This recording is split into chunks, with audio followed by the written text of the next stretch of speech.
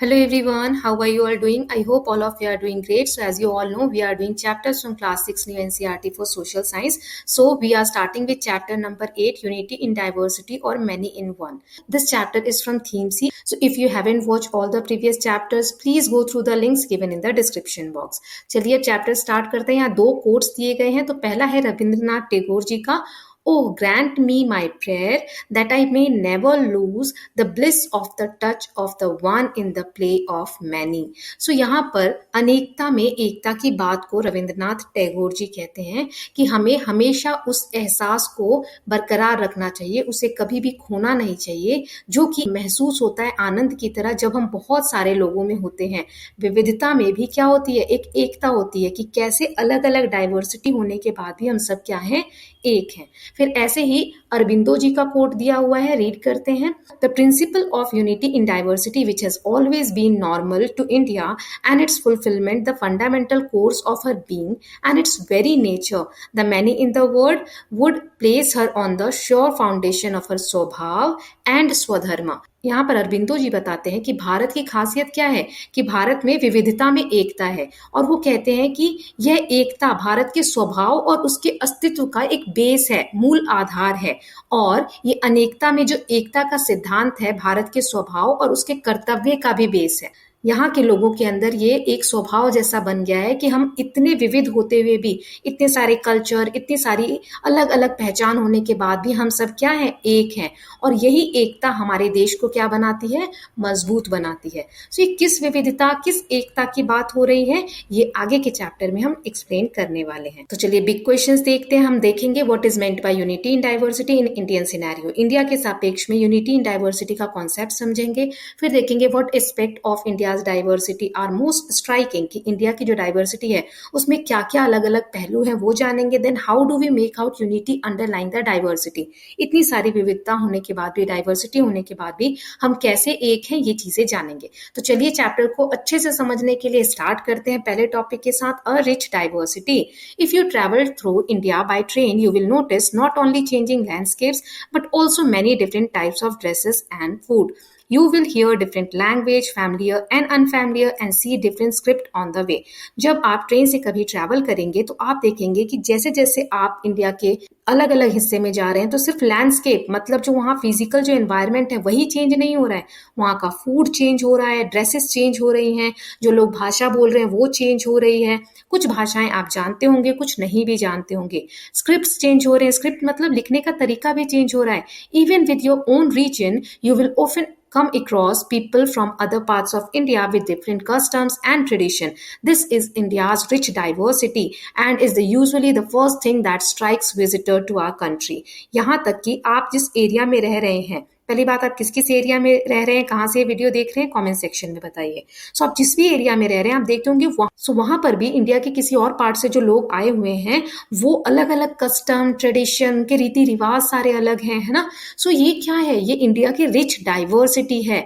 कितनी सारी विविधता है हमारे देश में, और कोई भी विजिटर इंडिया में आता है तो सबसे पहले यही चीज उसको स्ट्राइक करती है कि इतने अलग अलग लोग हैं फिर भी कैसे एक साथ मिलकर रहते हैं। So with over 1.4 billion inhabitant मतलब होता है किसी जगह पर रहने वाले लोग। सो इंडिया की लगभग 1.4 बिलियन पॉपुलेशन है, जो कि 18% है वर्ल्ड की पॉपुलेशन का। Such diversity is not surprising. In the late 20th century the Anthropological Survey of India, a national organization, conducted a massive survey and called it People of India project of 4,635 communities across all the states of the country. So इतनी सारी population होने के बाद तो विविधता normal है, होनी ही है, क्योंकि इतने लोग रह रहे हैं एक साथ।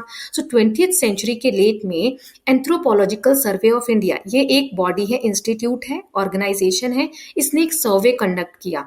4,635 कम्युनिटीज के क्रॉस ये सर्वे हुआ और इसका नाम था पीपल ऑफ इंडिया प्रोजेक्ट। इसमें अलग अलग चीजों की जानकारी ली गई। अब इससे क्या पता चला, it counted 325 languages using 25 scripts. It also observe that many Indians may be called migrants in the sense of people not living near their birth place or with their original community. So जितनी भी population जो कि 4,635 दिया गया है, इसके सर्वे के बाद ये पता चला कि लगभग 325 भाषाएं हैं और उनको लिखने के लगभग 25 स्क्रिप्ट्स का पता चला। और ये भी पता चला बहुत सारे इंडियंस जो है वो माइग्रेंट्स हैं। माइग्रेंट मतलब जो अपनी जगह से कहीं और जाकर रह रहे हैं। क्यों? क्योंकि कोई भी रीजन हो सकता है, जॉब के लिए या और भी किसी पर्पज से, स्टडी के लिए। सो अपने बर्थ प्लेस को, जन्म स्थान को छोड़कर किसी और जगह पर जाकर इंडियंस रह रहे हैं, तो इसीलिए वो माइग्रेंट्स के रूप में काउंट होते हैं। तो ये हो गई इंडिया की डाइवर्सिटी। देखो ना, लैंग्वेज कितने हैं, 325 तरीके की तो भाषाएं हैं। Then while diversity is indeed beautiful, making sense of it is not so easy. Over a century ago, the British historian Vincent Smith wondered. देखो, डाइवर्सिटी देखने में तो बहुत अच्छी लग रही है, इतने अलग अलग तरीके के लोग हैं, भाषाएं हैं, बोलियां हैं, लेकिन ये इतना इजी नहीं है कि इतनी डाइवर्सिटी होने के बाद भी हम साथ साथ रह सकें। एक शताब्दी पहले एक ब्रिटिश के हिस्टोरियन थे विंसेंट स्मिथ। उन्होंने कहा, how is the face of such bewildering diversity can a history of India be written? The answer to the query is found in the fact that India offers unity in diversity. Bewildering का मतलब यहाँ पर होता है चकित करना। और इसी विविधता को एक ब्रिटिश इतिहासकार जो हिस्टोरियन है विंसेंट स्मिथ, उन्होंने कहा कि इतनी ज्यादा विविधता, इतनी ज्यादा डाइवर्सिटी होने के बाद भी भारत का इतिहास कैसे लिखा जा सकता है। उनको आश्चर्य हो रहा है, लेकिन इसका आंसर क्या है कि भारत में यूनिटी इन डाइवर्सिटी का कॉन्सेप्ट है। मतलब भले ही भारत में अलग अलग भाषाएं हैं, धर्म है, संस्कृतियां हैं, फिर भी भारतवासियों के बीच में एकता है, सभी मिलकर साथ में रहते हैं। और यही भारत का हिस्ट्री, इतिहास लिखने का आधार बनती है, बेस बनती है। Then, what is meant by unity in diversity? How shall we perceive and express the unity or the many in one? To answer this question, we will explore a few dimensions of Indian life. So, unity in diversity है क्या और many in one का concept क्या है? यही सब आज के चैप्टर में हम जानने वाले हैं। So, यहाँ दिया है, let's explore as a class activity. Make a list of 1. The birthplace of at least 5 classmates and birthplace of their parents, the student's mother tongue and other languages known to them. Discuss the result in terms of diversity. यहाँ पर आपको class के 5 बच्चे, जैसे मैंने यहाँ student they दिया, student का बर्थ प्लेस, पेरेंट का birth place, mother tongue, other languages जो जो वो लोग जानते हैं वो लिखना है आपको। सो मान लो स्टूडेंट 1 मुंबई में रहता है इंडिया के, पेरेंट्स उसके दिल्ली और इंडिया के, उनका बर्थ प्लेस है, मराठी उनकी मदर टंग है, और जो हिंदी और इंग्लिश लैंग्वेज है वो भी वो जानते हैं। ऐसे ही 5 स्टूडेंट की डिटेल आप फिल करेंगे। मैंने यहाँ एग्जाम्पल दे दिया। अब इसको डिस्कस करना है, इससे आपको क्या पता चला। So diversity in birth places, range of cities across India where students and their parents were born. आप देखेंगे, आप पाएंगे जब आप पता करेंगे कि कितनी ज्यादा डाइवर्सिटी है, स्टूडेंट्स कहाँ कहाँ इंडिया के किस किस पार्ट में उनके पेरेंट्स जन्म हुए हैं और कहाँ कहाँ से वो लोग बिलोंग करते हैं। फिर लिंग्विस्टिक डाइवर्सिटी, आप देखो, लिंग्विस्टिक मतलब होता है लैंग्वेज से रिलेटेड, कितनी सारी मदर टंग्स हैं, सब अलग अलग भाषाएं बोल रहे हैं, और उसके अलावा भी कुछ कॉमन लैंग्वेजेस है जो सब जान रहे हैं। जैसे मराठी बोल रहे हैं लेकिन हिंदी और इंग्लिश जानते हैं, बंगाली बोल रहे हैं लेकिन हिंदी और इंग्लिश जानते हैं ना।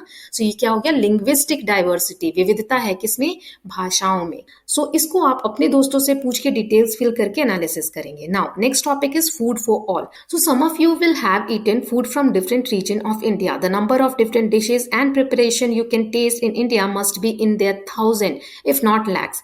Yet certain food grains are common to almost every part of country.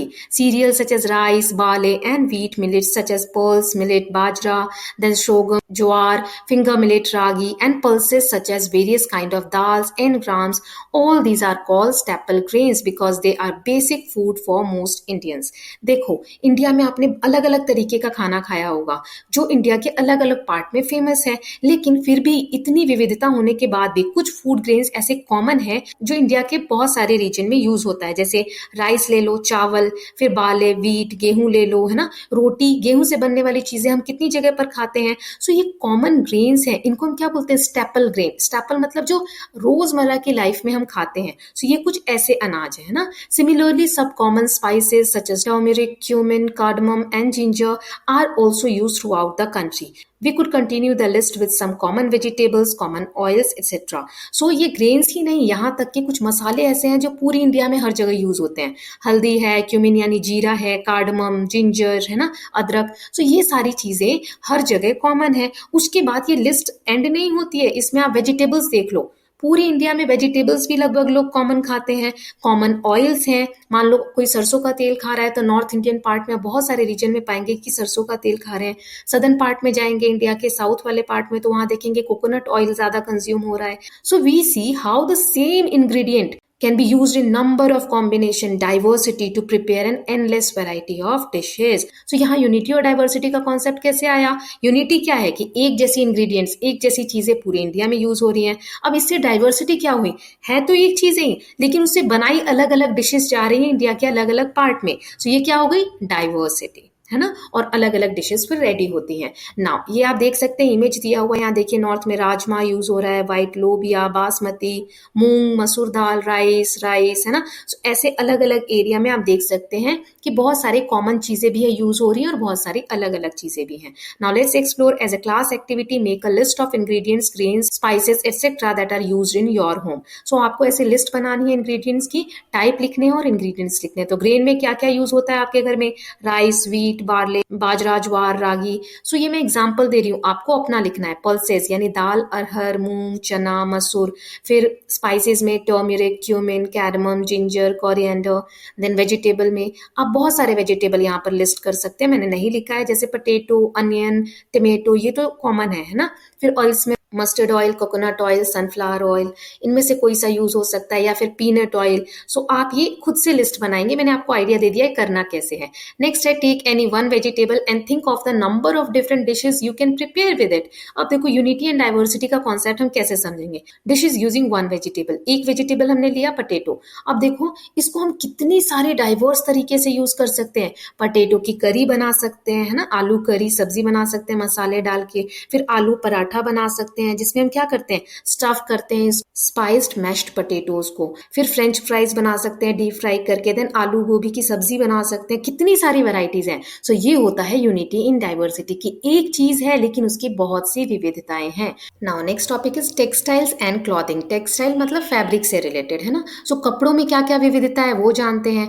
So every region and community in India has developed its own style of clothing and dresses. Yet we notice a commonality in some traditional Indian dresses irrespective of the material used. So India के अलग अलग reason में जो community है उन्होंने अपना एक style develop कर लिया है कपड़े पहनने का, ड्रेसेस का, है ना. लेकिन फिर भी एक कॉमन चीज आपको देखने को मिलेगी इंडियन ड्रेसेस में, चाहे कोई भी मटेरियल यूज हो रहा हो. An obvious example is the plain length of cloth called the sari, a type of clothing worn in most part of India and made from different fabrics, mostly cotton or silk, but nowadays synthetic fabrics too. So sari एक ऐसी dress है जो India के बहुत सारे part में, लगभग हर हिस्से में पहनी जाती है अलग अलग तरीके से, है ना. फैब्रिक चाहे अलग हो, उसका कॉटन हो सकता है, सिल्क हो सकता है. आजकल तो सिंथेटिक फैब्रिक में भी साड़ियां बनने लगी हैं. बनारसी, कांजीवरम, पैठानी, देन पाटन पटोला, देन मूगा और Mysore are some of the famous type of silk saris. ये सिल्क साड़ी के एग्जाम्पल है. There are many more kind of cotton saris. All together this unstitched piece of cloth comes in hundreds of varieties. So ये जो साड़ी है एक piece कपड़ा होता है, इसमें कोई सिलाई नहीं होती है, सिर्फ एक फैब्रिक होता है, उसको अलग अलग तरीके से पहना जाता है और इसमें हंड्रेड्स वैरायटीज होती हैं. देखिए यहाँ एक इमेज दी गई है, stone relief of a women in a sari from Vaishali today in Bihar. कितनी पुरानी ये स्कल्पचर है, इसमें औरत ने देखो आप साड़ी पहना हुआ है ना. रिलीफ क्या होता है? A design that stand out from the surface of a panel which may be of stone, wood, then ceramic और अदर मटेरियल. एक बेस के ऊपर कोई स्ट्रक्चर क्रिएट किया गया हो. Then they are produced by different methods of weaving and designing. Some designs are part of cloths while others are printed after the cloth is woven. Finally, there are endless variation in the colors which are produced from many kinds of pigments. So देखो साड़ियाँ जो हैं weaving तरीके से बनाई जाती हैं, weave करके, बुनाई करके. कुछ में जो प्रिंट होते हैं वो कपड़े में ही होते हैं, लेकिन कुछ में अलग से प्रिंटिंग भी की जाती है. फिर डिफरेंट डिफरेंट पिगमेंट्स यानी कलर्स यूज करके इनको डाई किया जाता है और अलग अलग साड़ियाँ हमको देखने को मिलती हैं. सो अभी जो हमने इमेज देखी थी ना उसके बारे में यहाँ दिया है. The sari has a long history. The stone relief from Vaishali in Bihar goes back a few centuries BC. जो स्कल्पचर था अभी एक फीमेल का, वो बहुत पुराना है और वो वैशाली बिहार से लिया गया है. Now there are many ways of wearing the sari as they vary from one region to another or from one community to another. In fact, new ways of draping it are still being invented. But in the end, it is a single dress, the sari. So sari को पहनने के बहुत सारे तरीके हैं. अलग अलग community अलग अलग हिसाब से साड़ियाँ पहनती है, अलग अलग डिजाइन में. इसके तरीके जो ड्रेप करने के हैं साड़ी के, अभी भी इन्वेंट किए जा रहे हैं. लेकिन कुछ भी कहो, कैसे भी पहने, है तो ये एक सिंगल ड्रेस ही, जिसे हम साड़ी बोलते हैं. एक कपड़े का टुकड़ा है, मतलब इसमें कोई जॉइंट नहीं होता, कोई सिलाई नहीं होती, एक पूरा पीस होता है कपड़े का, फैब्रिक का. Now in the past century several travellers to India marvelled at its simplicity, economy and the diverse way in which it is worn. Sari पहनने की जो सिंप्लिसिटी है, इससे पास्ट में जो भी ट्रैवलर इंडिया में ट्रैवल करने आते थे वो बहुत इंप्रेस होते थे. In addition women often put the sari to many uses beyond that of a dress. The 6 pictures in figure 8.4 above illustrate a few such creative uses.